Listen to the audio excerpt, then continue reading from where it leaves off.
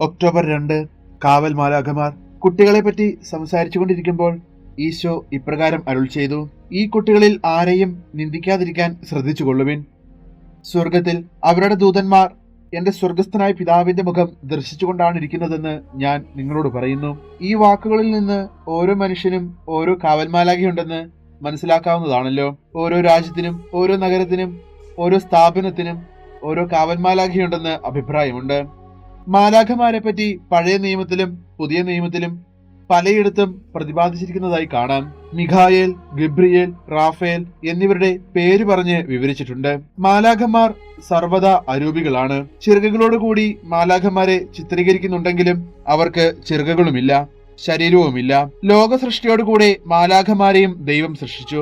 അവരിൽ ചിലർ അഹങ്കാര നിമിത്തം പാപം ചെയ്ത് ദൈവകോപത്തിന് വിധേയരായി. അവരാണ് പിശാചുക്കൾ അഥവാ അധപതിച്ച മാലാഖമാർ.